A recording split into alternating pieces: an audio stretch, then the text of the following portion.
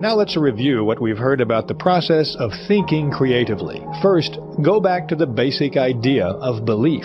When you believe something can be done, your mind will find the ways to do it. Believing a solution is possible paves the way to finding that solution. Eliminate the word impossible and the phrases won't work, can't do, or it's no use trying from your thinking and speaking vocabularies. Don't let tradition paralyze your mind. Be receptive to new ideas. Be experimental. Try new approaches. Be progressive in everything you do. Ask yourself every day, how can I do better? There is no limit to self-improvement. When you ask yourself how you can do better, answers will appear. Try it and see. Ask yourself, how can I do more? Capacity is a state of mind.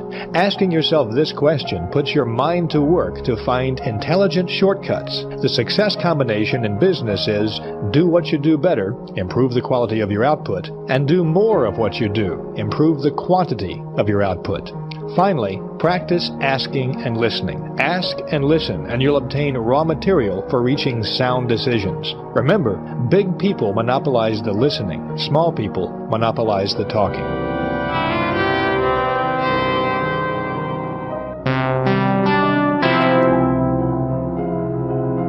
Thinking big, believing big, conquering the failure disease, excusitis, and learning to think creatively. These are the success skills that David Schwartz has covered so far in this plan for personal success. To get these skills working for you, to really make them operative in your daily life, takes an additional important ingredient: confidence. Confidence means convincing yourself that your belief in your own value and your own ideas is real, and it won't waver in the face of adversity. So building confidence is the next step in this plan, and the most effective way to do that is to start by destroying fear. Fear is success enemy number one. Early in human history, when people lived in small groups and foraged for food, their fears centered around very fundamental things, like finding shelter from storms and protection from predators, finding enough food, and just plain surviving through the night. Nowadays, most of us are fortunate enough not to have to worry about food and shelter and protection, but fear remains a powerful force. Fear stops people from capitalizing on opportunity. Fear wears down physical vitality. Fear actually makes people sick, causes organic difficulties, shortens lives. Fear closes your mouth when you want to speak up in public.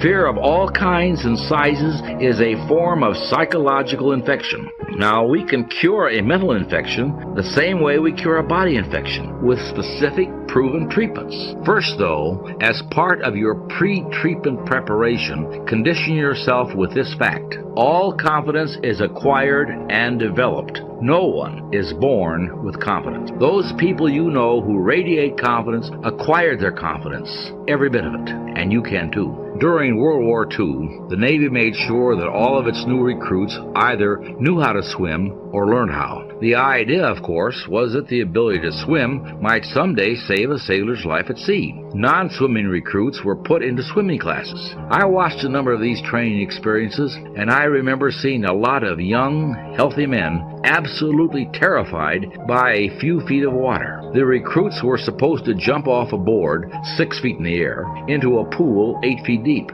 Even though there were half a dozen expert swimmers standing by the pool to help out, the fear that these young non-swimmers displayed was very real. Yet all that stood between them and the conquest of that fear was one drop into the water. On more than one occasion, I saw a man not so accidentally pushed off the board. And the result, once the reluctant recruit had been dunked a time or two, was fear defeated. They learned how to swim. Now, this bit of trivia has one very important point. Action cures fear. Indecision, postponement, lack of action, on the other hand, all fertilize fear and make it grow. But action, decisive, to the point, and swift, does cure fear. Now put that down in your success book right now. Action cures fear. When we face tough problems, we stay mired in the mud until we take action. So put the action principle to work. Next time you experience fear, grab hold of yourself. Then answer this question: what kind of action can I take to conquer my fear? Now, to give you some ideas, here are a few examples of specific fears and the possible action cures. Oh, I know I should go after that McNally account, but I'm afraid if I push too hard, I'll lose them. I don't think they like me too much.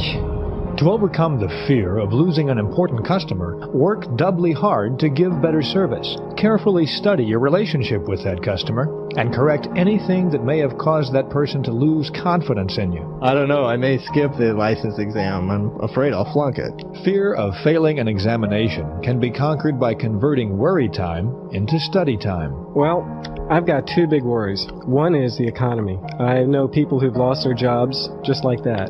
And who knows, I could be next. Another thing that I worry about a lot is my brother. He's stationed in the Army in the Middle East, and we hardly ever stop worrying about him. It's quite common to worry about things that are totally beyond your control, and the action cure for this fear is to switch your attention to something completely different. Go out into the yard and pull weeds, or play with your kids, or go to a movie. Put in some extra work on a special project. So, I don't know. You can have enough money, but you have to have a fulfilling life. And money is not everything. Can I tell you one thing about money?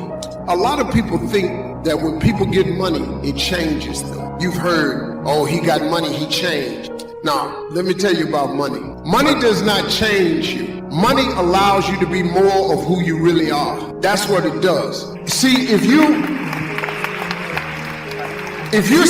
is stingy a word here? Stingy? Stingy. If you're stingy, when you get a lot of money, you're going to be really stingy. If you're a generous person, when you get a lot of money, you're going to become more generous. If you're a kind person, when you get a lot of money, you're going to become more kind. If something's wrong with you, if you're an evil person and you get a lot of money, you're going to become more evil. That's how it works.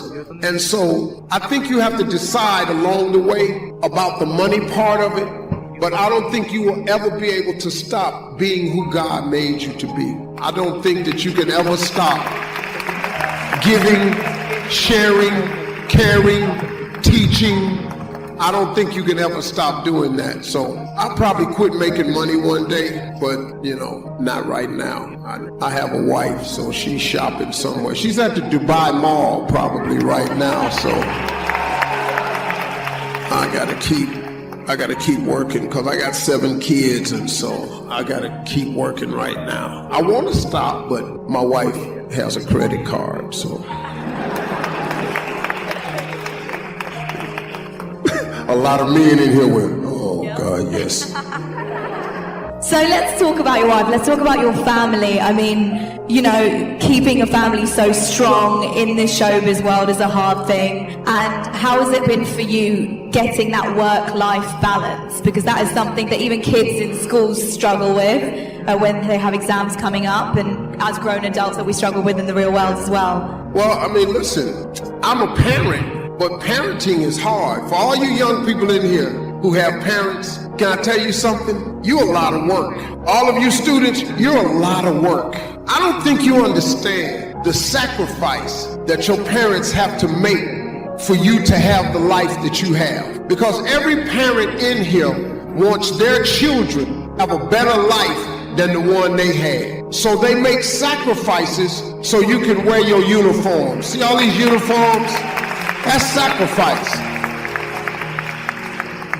When you want the new iPhone, that's a sacrifice. You want an iPad and all this, that's a sacrifice. These parents in here sacrifice. There are days when I don't like being a parent. I just don't. Sometimes I wish my kids could just go away. I wish my kids sometimes wouldn't call me, but that's only for a minute. I love them dearly, but it's hard being a parent. It's really, really hard. So young people, I think you have to understand who your parent really, really is. And when you're working through school, you have to understand why your parent is pushing you. Your parent is pushing you not because they want to push you, they want the best for you. They really trying to get you to get it. Because see, here's the deal. The young people right now, you have technology. that we didn't have. So you don't even have to have a debate anymore. All you got to do is Google it. You Google it and the answer pops up. Well, that makes you think you know everything.